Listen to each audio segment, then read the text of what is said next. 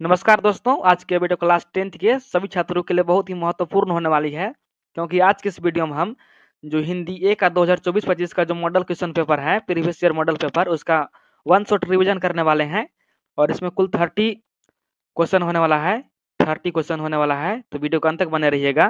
चलिए हम लोग वीडियो को स्टार्ट करते हैं और पहला क्वेश्चन की ओर चलते हैं। तो देख सकते हैं पहला जो हमारा क्वेश्चन है वो अपठित बोध से दिया हुआ है, खंड क में अपठित बोध से दिया हुआ है।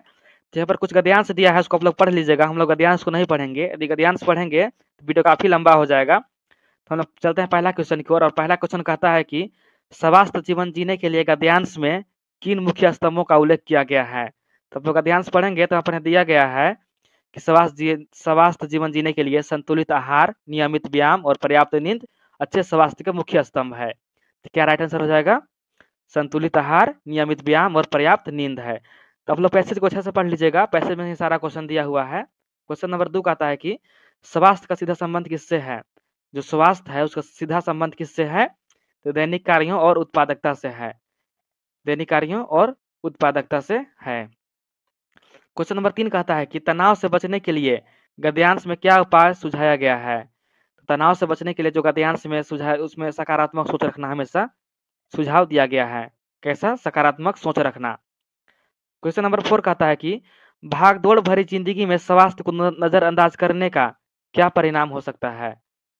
कह रहा है कि भाग-दौड़ भरी जिंदगी में स्वास्थ्य को नजरअंदाज कर देना क्या परिणाम हो सकता है? तो जो हमारे शरीर में दीर्घकालिक बीमारियां हैं उसको खतरा बढ़ सकता है। क्या हो सकता है?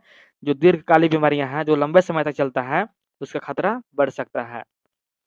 आगे क्वेश्चन में जाने से पहले फिर यहाँ से पदयांश दिया हुआ है, इसको आप लोग फिर से ध्यान से पढ़ लीजिएगा। यहाँ पर कुछ पदयांश दिया हुआ है। नारी है, शक्ति है, नारी है, ज्ञान है। तो आप लोग पढ़ लीजिएगा, हम लोग पैसेज को नहीं पढ़ते हैं, सीधा क्वेश्चन की ओर चलते हैं। और क्वेश्चन नंबर 5 कहता है कि पद्यांश के अनुसार नारी के बिना क्या अधूरी है? तो आप लोग यहाँ पद्यांश को पढ़ेंगे तो यहाँ पर दिया हुआ है कि नारी के बिना अधूरी है सृष्टि महान। क्या अधूरी है? नारी के बिना तो सृष्टि अधूरी है। क्वेश्चन नंबर 6 कहता है कि नारी को किसका प्रतीक बताया गया है? तो जो नारी है पद्यांश में समर्पण, साहस और धैर्य का प्रतीक बताया गया है। पद्यांश में सारा क्वेश्चन दिया हुआ है, सारा आंसर दिया है क्वेश्चन का, तो पढ़ लीजिएगा। क्वेश्चन नंबर 7 कहता है कि पद्यांश में नारी को किन गुणों से संबोधित किया गया है? जो पद्यांश है उसमें नारी को स्नेह, करुणा और सृजन से जो गुण है उसे संबोधित किया गया है। किसका किसका से? स्नेह, करुणा और सृजन से संबोधित किया गया है। क्वेश्चन नंबर 8 कहता है कि नारी के सपनों को लिए क्या आग्रह किया गया है? जो नारी के स्वप्न है उसके लिए क्या आग्रह किया गया है? तो उन्हें उड़ान देने का आग्रह किया गया है, उन्हें पूरा करने का आग्रह किया गया है। खंड का, यहाँ पर खंड का व्याकरण से क्वेश्चन दिया हुआ है, तो चलिए हम लोग व्याकरण का क्वेश्चन भी सॉल्व करते हैं। क्वेश्चन नंबर 9 कहता है कि सकर्मक क्रिया का उदाहरण चुने। जो सकर्मक क्रिया है उसका उदाहरण चुनने के लिए बोल रहा है। तो मैं खाना खा रहा हूँ, ये सकर्मक क्रिया है। जो खा रहा हूँ ये सकर्मक क्रिया है। तो दोस्तों सकर्मक क्रिया किसे बोलते हैं? जिसमें कर्म होता है, कर्म जिसमें होता है उसको सकर्मक क्रिया कहते हैं। तो यहाँ पर जो मैं है वो मैं जो है वो कर्म कर्म है।